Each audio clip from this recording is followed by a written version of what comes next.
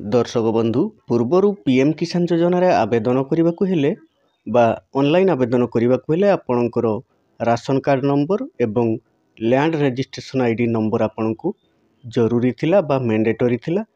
तो दर्शक बंधु एबे आपणकर राशन कार्ड एवं लैंड रजिस्ट्रेशन आईडी नथिले मध्य ऑनलाइन आवेदन करि परिबे एवं एहा मध्य अति सहजरे निज मोबाइल रे आवेदन करि परिबे। तो दर्शक बंधु चलंतु आजिर वीडियो रे आमे जानिबा पीएम किसान योजना रे किपरि आपण निज मोबाइल रे निजे ऑनलाइन आवेदन करि परिबे। तो देखंतु पीएम किसान योजना रे ऑनलाइन आवेदन करबा को हेले आपणकर आधार नंबर रे मोबाइल नंबर रजिस्ट्रेशन होइतिबा दरकार।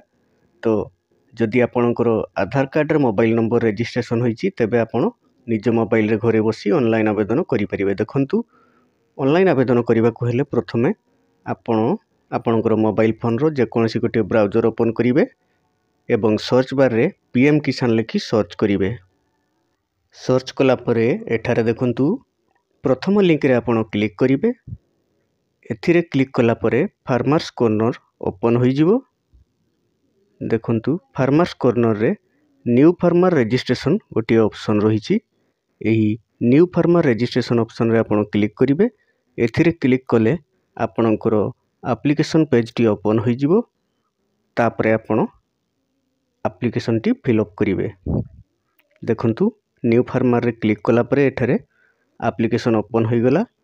आपण जदि ग्रामांचल रे बसवास करूछंती तो रूरल फार्मर रे सिलेक्ट करिवे।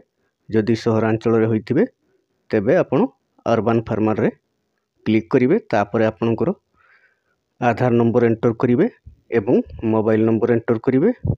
ता तळको आपणकर स्टेट सिलेक्ट करिवे एवं कैप्चा टी एंटर करी गेट ओटीपी रे क्लिक करिवे। ओटीपी एंटर करी सबमिट कला परे पुणी थरे आपणकर आधार रजिस्ट्रेशन मोबाइल नंबर को गोटे ओटीपी जीवो।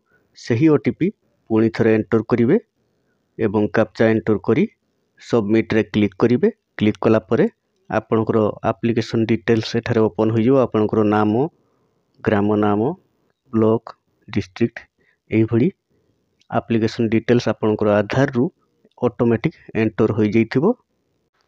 देखंतु जोठारे आपणकर ब्लैंक रहिथिबो सेथिरे आपण फिलअप करि देबे। एठारे आपणकर राशन कार्ड नंबर एवं लैंड रजिस्ट्रेशन आईडी मैंडेटरी नुहे ऑप्शनल रहिछि। तो आपण चाहिए देई परिबे न देले मध्य चलिबो।